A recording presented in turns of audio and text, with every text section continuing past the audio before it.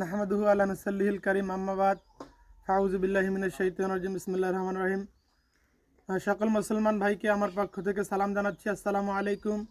তো আজকে আমাদের আলোচনার টপিক হচ্ছে যে যুবক বয়সে ইবাদত করলে কি লাভ এবং যুবক বয়সে ইবাদতের কতটা গুরুত্ব। What is the important of young time ইবাদা, অর্থাৎ যুবক বয়সের ইবাদতের যে কতটা মূল্য, আল্লাহ তাআলা যুবক বয়সের ইবাদতকে কতটা ভালোবাসেন। নবীজির একটি হাদিসের মধ্যে এসেছে 7 শ্রেণীর লোক কিয়ামতের দিন আরশের নিচে ছায়া পাবে। তার মধ্যে নবীজি ওই যুবককেও নির্দেশ করেছেন যে যুবক যৌবন বয়সে আল্লাহ তাআলার ইবাদতে কাটিয়েছে। অর্থাৎ এই হাদিস থেকে আমাদের শিক্ষা নেওয়া উচিত যে আমরা যারা যুবক রয়েছি, ইয়াং পিপল আমরা যারা রয়েছি, তাদের উচিত হবে যে আমাদের এই যুবক বয়সটাকে আল্লাহ তাআলার ইবাদতে নিজেকে উৎসর্গ করে দেওয়া। এই যুবক বয়স একবার চলে গেলে আর আপনি কখনোই সেই যুবক বয়সটা ফিরে পাবেন না। তাই বাংলাদেশ সহ সারা পৃথিবীর যত মুসলমান যুবক রয়েছেন তাদের উদ্দেশ্য করে বলবো যে আপনারা আপনাদের এই মূল্যবান সোনার যে সময়টুকু, সোনার চেয়ে দামি, হীরার চেয়ে দামি সময়টুকু আল্লাহ তাআলার ইবাদতে আপনারা নিজেকে উৎসর্গ করে দিন।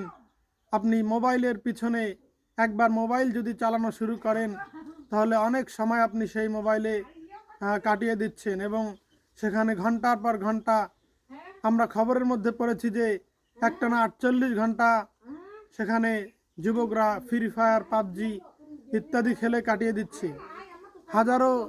হাজারো যুবক তাদের সেই মূল্যবান সময়টাকে নষ্ট করে ফেলছে। এবং নবীজির সাহাবী হযরত আলী রাদিয়াল্লাহু তাআলা আনহু বলেছেন যে যুবক বয়সের একটা সেজদা বৃদ্ধ বয়সের 80 বছরের ইবাদতের থেকে উত্তম। বলে সুবহানাল্লাহ।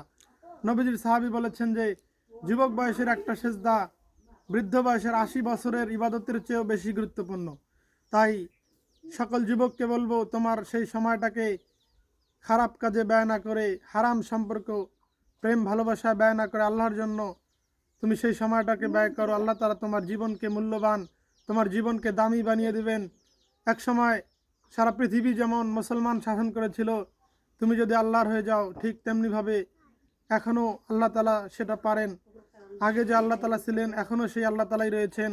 শুধুমাত্র তোমাকে নিজেকে পরিবর্তন করতে হবে, তোমাকে আল্লাহ তাআলার জন্য উৎসর্গ করতে হবে। তোমার জীবন, তোমার ইবাদত সব কিছু একমাত্র আল্লাহ তাআলার রাজি খুশির জন্য উৎসর্গ করতে হবে।